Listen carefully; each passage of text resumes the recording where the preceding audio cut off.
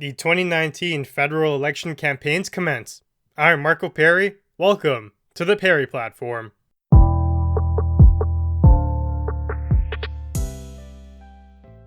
It's that time we've all been waiting for.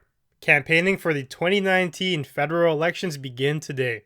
Now, all jokes aside, I actually do think time went by pretty fast. Doesn't feel that long ago when Trudeau bested Harper in the last election. Now, get ready for all the attack ads and campaign promises that you can handle. I'm going to detail all of the major parties in a second, but first, let's spend some time and talk about campaigning. Of course, the parties have been pseudo-campaigning for years. You could even argue that they've been campaigning ever since the end of the last election. Every action every politician takes, it seems to be tinged with an election focus. You might wonder, how does campaigning start today? But I've seen election-related content for months now. The difference is, from this date onwards, the rules come into place. And that kind of means that the gloves are off. You could have campaign-style events and posts in the past, but you'd have to masquerade and play behind the curtains, put on some kiddie gloves, and pretend. Now, you can come out guns blazing. There's also rules about funding and how much money a candidate can spend, so things are being observed and documented, and violations of those rules can lead to legal problems for a party. It appears the general strategy of the Conservatives will be to rip into Trudeau for his corruption and ethics violations, in particular, things like the SNC scandal. Mix in some comments about being too young and not ready, and the high cost of living, and that's probably going to be their ads in a nutshell. The Liberals, on the other hand, have a very interesting opportunity here to paint the federal Conservatives with the same brush as some of the controversial premiers like Doug Ford and Jason Kennedy.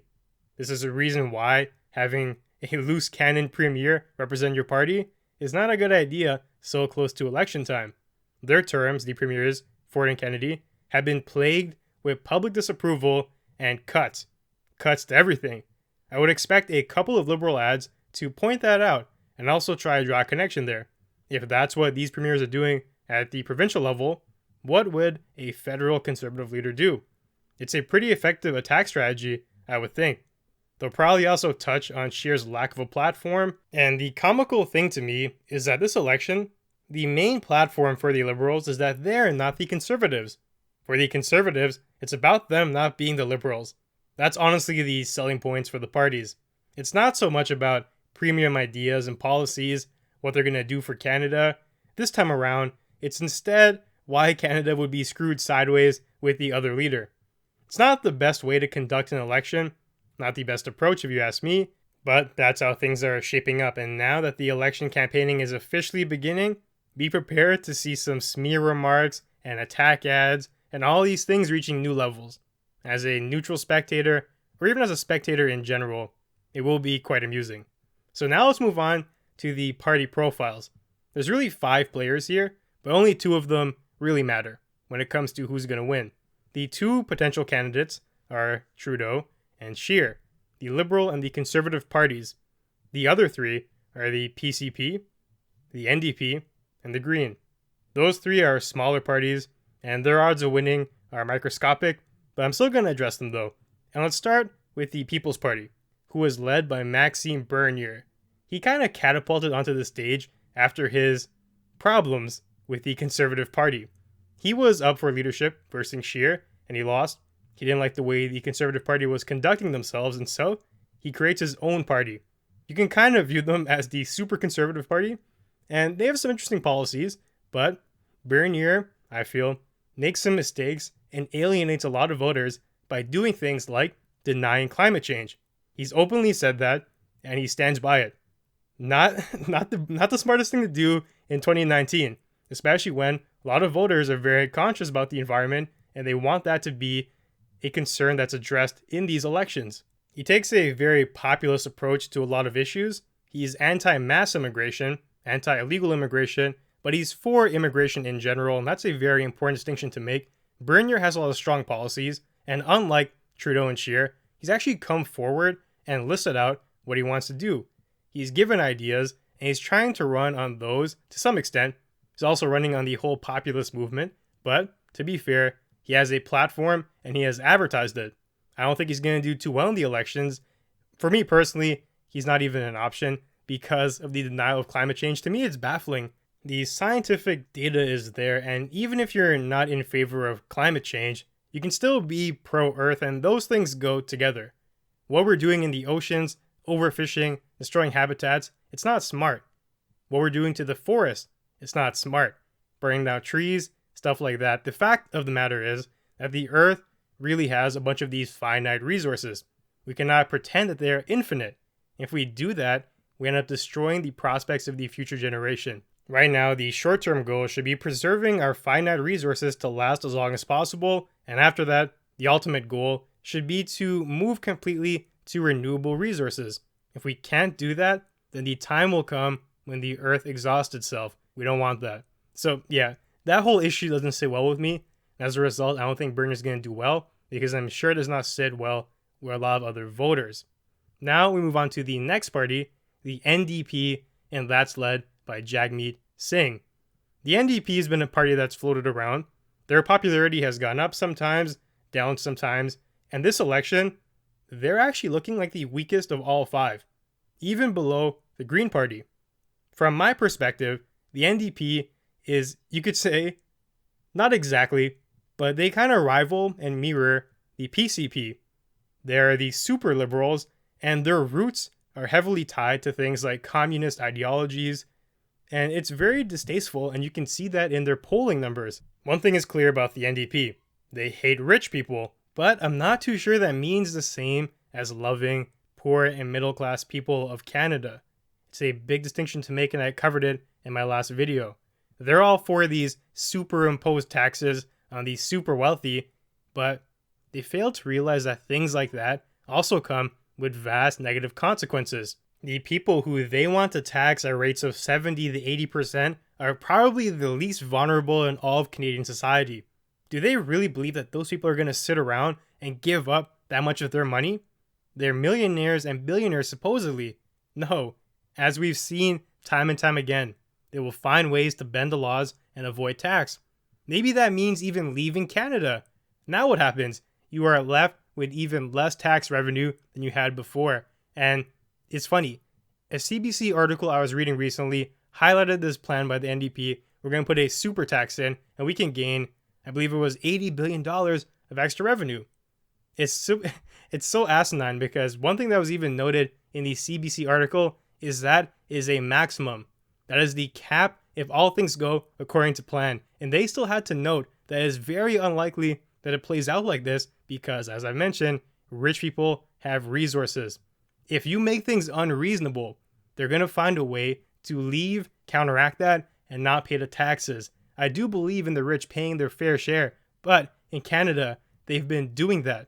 We have a progressive tax system. To balloon it to enormous potentials is not going to be well received, and you will face the backlash of that some way or another. They don't seem to have a logical hat on, and as a result, the NDP is polling terribly, and their prospects are grim. Now we move on to the Green Party, and they're led by May. I actually quite like the Green Party. May seems to be a pretty logical person from what I've seen of her. There's always a middle ground for her, and she just has her head on right. I like that in a leader, but the thing with the Green Party is you can't really have a party in charge with a one-track mind. Obviously, they don't only think about the environment, but it's the pinnacle of their platform. Everything centers around that, but as you know, a country takes in a lot of other aspects of running a society aside from the environment. The environment's a big part of it, and it plays a role in many decisions, but that can't be the only thing you focus on. Your party can't just be built around experts in the environment. Otherwise, you lack strengths in other areas, and it could lead to an overall weaker country. Because of this, a lot of people are reluctant to give votes to the Green Party. As the environment continues to balloon as a pressing issue, though, the Green Party gains momentum. As we can see here, they seem to be taking the fourth place away from the NDP, and that's actually historical for them. They've been continuing to break records of their own party for quite some time now, and maybe in the future they can develop a stronger platform from other areas like the economy, healthcare, social assistance programs, and whatnot. And if they do that, they could shape up to be contender in the coming decades. Now, we move on to the big two. The two parties who are realistically going to battle it out tooth and nail for the prime ministership. Here, let's start with the Conservatives. They're led by Scheer. The Conservative Party, as I mentioned at the beginning, is essentially running on the "We're not Trudeau, we're not the Liberals" slogan. The Liberals do the same. We're not the Conservatives. Don't vote for the Conservatives because you'll be screwed. The Conservatives are saying don't vote for the Liberals because you'll be screwed. And they highlight some facts though. For one, Trudeau was in fact caught up in ethics violations and he was abusing his position to influence the SNC-Lavalin rulings. On the other hand, Scheer, he kind of lacks a platform. He doesn't come across as the most charismatic leader, not the most qualified person, you could say, who you would want to be running your country. But then again, the same can be said for Trudeau. A lot of major attack campaigns by the Conservatives have been that he's not ready, he's too young, and he lacks experience.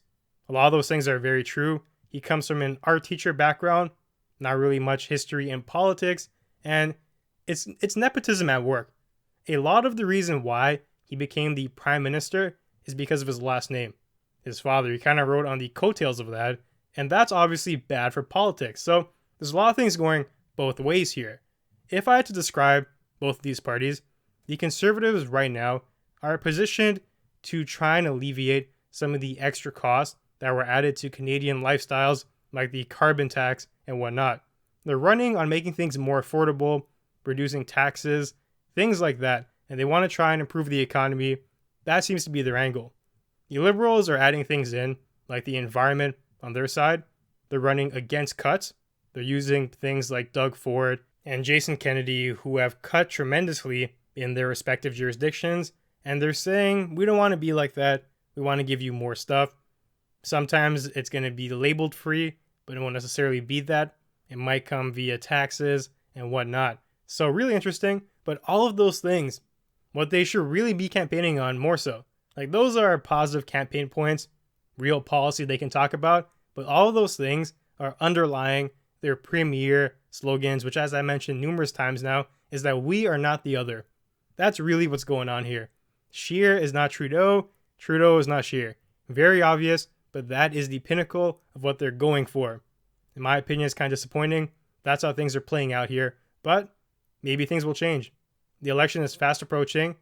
I'm not too sure how much time is left, but now that the official campaign has started, maybe we'll see some more platform ideas, and that's really what we need right now.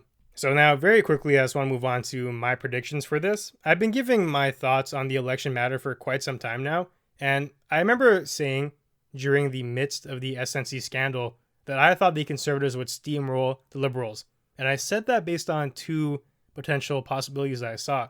The first would be the SNC scandal would cripple Trudeau, and the second was that Scheer would take that as an opportunity to highlight his platform and explain why his party is superior based on fact and policy. But oddly enough, those two things did not shape out the way I thought they would. First of all, with the SNC scandal and its damage to Trudeau. Trudeau was able to play dumb for a lot of that and just brush things off. It's actually amazing how it didn't stick to him as much as I thought it would. To some voters it did. A lot of people are still angry, they feel betrayed, but to the general public, it doesn't seem to be that much of a sticking issue right now. Even when Trudeau went on stage and apologized for the issue, quote unquote apologized, it wasn't really an apology. He was deflecting blame and just playing stupid again. And what do you know? Gets swept under the rug. It seems to only come back in the news when a new development happens, but we're running out of that right now. It seems to be an issue of the past, so it did not have the impact that I thought it would, whether for right or wrong. And the second part here is Scheer. He hasn't really taken advantage of the opportunity to its fullest. He should be hammering that over Trudeau, and instead of playing these weird games of I'm not him, just show people your platform and they can make that conclusion themselves. You don't need to openly keep saying that. It's so basic. Let's hear more about the Conservative platform and why it is a superior one. Don't treat voters like they're stupid because it's going to get really annoying. And you can see that in the polling numbers. At one point, the Conservatives had a massive lead, but now the lead has shrunk and they're almost neck and neck depending on which polls you want to look at. It seems to me that the most likely possibility now is a minority government. I don't think the Conservatives can take a majority, and I don't think the Liberals can either. One of them is going to form a minority, and the other is going to be supplanting them, and it's going to result in a lot of deadlock votes. The next government, I feel, is not going to be a very productive one. And we might even see a vote of no confidence where the term is shorter because they can't get anything done and they can't agree. Very interesting situation.